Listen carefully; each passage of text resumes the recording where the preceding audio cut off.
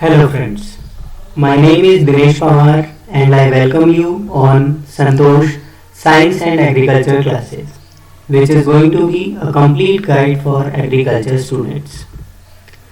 आज इस वीडियो में हम बात करेंगे जीवों के द्विपद नामकरण या बाइनोमियल नोमेनक्लेचर की। ज़्यादातर ये चीज़ देखी गई है कि स्टूडेंट्स अपना 10th, 12th, बीएससी, एमएससी यहाँ तक कि पीएचडी तक अपनी कंप्लीट कर लेते हैं, पर उन्हें बाइनोमियल नोमेनक्लेचर ढंग से लिखना नहीं आता। और ये हमारे लिए एक बेसिक चीज़ है कि कोई भी जीव है तो उसका बाइनोमियल नोमेनक्लेचर किस तरह से लिखा जाए, ये चीज़ हमें पता होनी चाहिए। तो ये एक आपका जनरल नॉलेज का टॉपिक है जो कि साइंस स्टडी करने वाले हर एक स्टूडेंट को आना चाहिए। तो आइए देखते हैं बाइनोमियल नोमेनक्लेचर क्या है और हमें ये किस तरह से लिखना चाहिए। तो सबसे पहले बात करें बाइनोमियल नोमेनक्लेचर क्या होता है। तो ध्यान रखें, यह सिर्फ किसी भी जीव को एक नाम देने की प्रणाली होती है जो कि वैज्ञानिकों द्वारा उपयोग की गई है, और इसमें हम किसी भी जीवित जीव को दो शब्दों का एक नाम देते हैं जिससे वो पूरे विश्व में जाना जाता है। तो जैसे कि हम देख सकते हैं, कोई भी एक जीव है तो उसे अलग अलग स्थानों पर अलग अलग नाम दिए जाते हैं, लेकिन अगर ऐसा होता है तो उसे पहचानने में हमें कई बार दिक्कतें आती है। तो इस परेशानी को दूर करने के लिए ही हमने उसे एक फिक्स नाम दिया है जिससे कि वो पूरे विश्व में जाना जाए। और दूसरी इसकी आवश्यकता इसलिए पड़ी ताकि जो भी जीव हैं उनकी पहचान को हम और आसान बना सके, उनकी पहचान में कोई भी गड़बड़ी नहीं हो।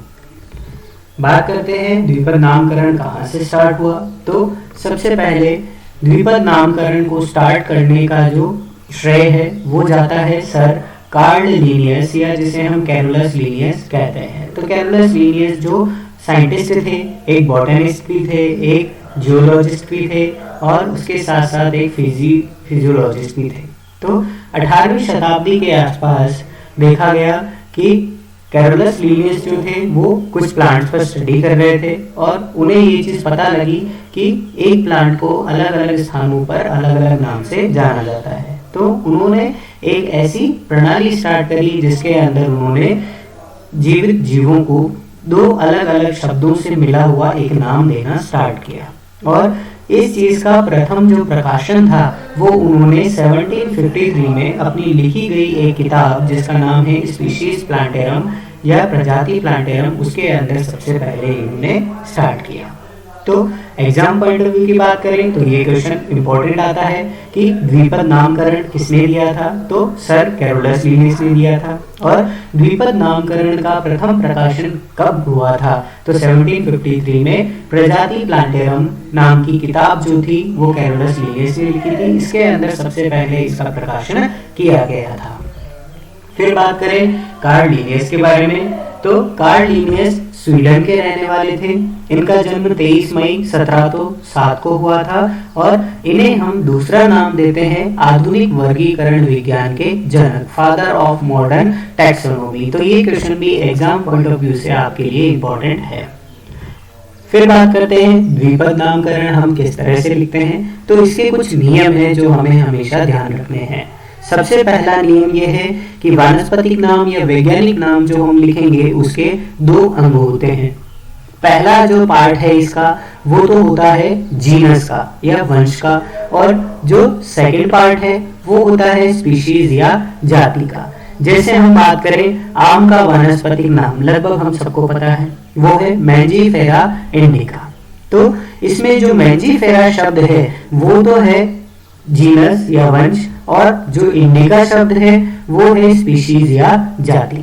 ध्यान रखना है पहले तो इसका वंश आएगा और फिर इसकी जाति आएगी। ऐसा नहीं कि हम पहले स्पीशीज लिखें और फिर जीनस लिखें। तो इस चीज का हमें ध्यान रखना है, फर्स्ट वर्ड हमेशा जीनस होगा और सेकंड वर्ड हमेशा क्या होगा, उसका स्पीशीज होगी। फिर बात करें सेकंड रूल की।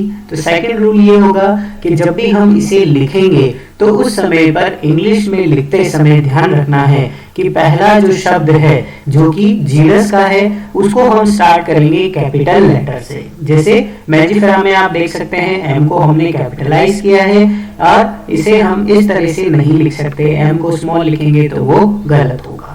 और अगर यही बात हम स्पीशीज की करें तो स्पीशीज में जो फर्स्ट वर्ड होगा उसको हमेशा स्मॉल रखना है, उसको कभी भी हम कैपिटल नहीं करेंगे। तो इस चीज को यहाँ पर नोट कर लें अच्छे से, जीनस के शब्द को कैपिटल करना है फर्स्ट वर्ड को और स्पीशीज के वर्ड को स्मॉल ही रहने देना है।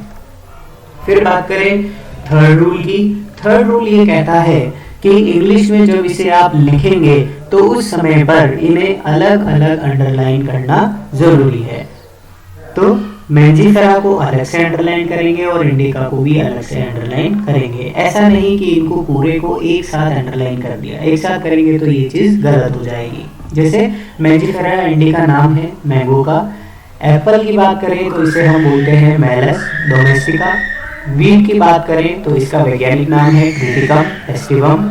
मेज का नाम होता है जिया मेज और राइस का नाम है ओराइजा सटाइवा। और लास्ट बात करें सोरगम या ज्वार तो उसका नाम होता है सोरगम बाइकोलर।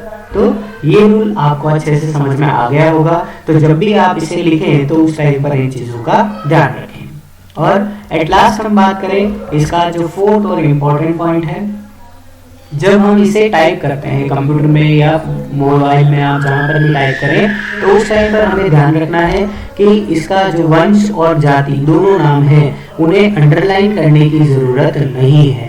लेकिन अंडरलाइन नहीं कर रहे हैं तो हम इसे क्या करते हैं, इटैलिक्स स्टाइल में लिखते हैं।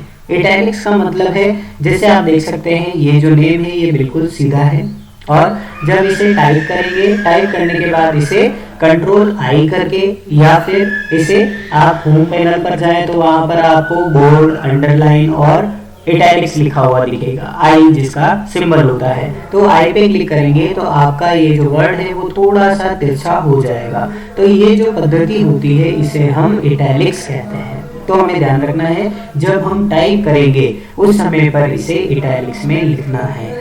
ऐसा नहीं कि आप लिख रहे हैं लिखते समय इसे इटैलिक में कर दें, नहीं करना है। लिखते समय सिंपल लिखें और दोनों को अलग अलग अंडरलाइन करें और जब टाइप करेंगे तो उस समय हमें इसे इटैलिक्स में करना होगा। तो हमने चारों जो रूल हैं वो समझ लिए। फर्स्ट रूल हमने समझा कि जब भी हम इसे लिखेंगे तो उस टाइम पर पहले तो जीनस का नाम आएगा और उसके बाद स्पीशीज का नाम आएगा। सेकंड, जब भी इसे लिखेंगे तो जीनस का जो फर्स्ट वर्ड है वो कैपिटल होगा और स्पीशीज का फर्स्ट वर्ड है वो स्मॉल रहेगा। फिर थर्ड, हमने देखा कि इंग्लिश में जब भी लिखेंगे तो उस टाइम पर दोनों को अलग अलग अंडरलाइन करना है और अगर हम टाइप करते हैं तो उस टाइम पर हमें इसको सिंपल ना लिखकर इसे इटैलिक्स स्टाइल में लिखना है। और इम्पोर्टेंट क्वेश्चंस की बात करें जो आपके एग्जाम में पूछे जा सकते हैं तो वो ये है, पहला कि बाइनोमियल नोमेनक्लेचर किसने दिया, तो ध्यान रखना है कैरोलस लिनियस ने दिया। सेकंड क्वेश्चन पूछा जाता है कैरोलस लिनियस ने कौन सी किताब लिखी है, तो हमें ध्यान रखना है कौन सी है, स्पीशीज प्लांटेरम। फिर ध्यान रखना है फादर ऑफ मॉडर्न टैक्सोनॉमी किसे कहा जाता है, तो वो भी हम इसे कार्ल लिनियस को कहते हैं। और लास्ट ध्यान रखना है कि जब हम इसे लिखते हैं उस टाइम पर इसके जो रूल्स हमने फॉलो किए वो ध्यान रखने हैं। तो ये था आपका एक कंप्लीट टॉपिक बाइनोमियल नोमेनक्लेचर। मैं उम्मीद करता हूं कि आपको ये चीज समझ में आई होगी। और हमें ध्यान रखना है कि जब भी हम इसे लिखेंगे तो एक बार में लिखने में नहीं आएगा, तो आप अलग अलग नाम लिखकर उन्हें बार बार प्रैक्टिस करें, आप इसे बिल्कुल सही कर लेंगे। अगर आपको ये वीडियो अच्छा लगा तो इसे लाइक करें। अगर आपको लगता है कि ये इन्फॉर्मेशन आपके फ्रेंड्स के भी काम आ सकती है तो इसे शेयर ज़रूर करें। कमेंट बॉक्स में मुझे कमेंट करके ज़रूर बताएं कि ये वीडियो आपको कैसा लगा। और एट लास्ट इस चैनल को सब्सक्राइब करना ना भूलें ताकि ऐसे ही आने वाले और वीडियोस आप टाइम पर देख सकें। Thank you.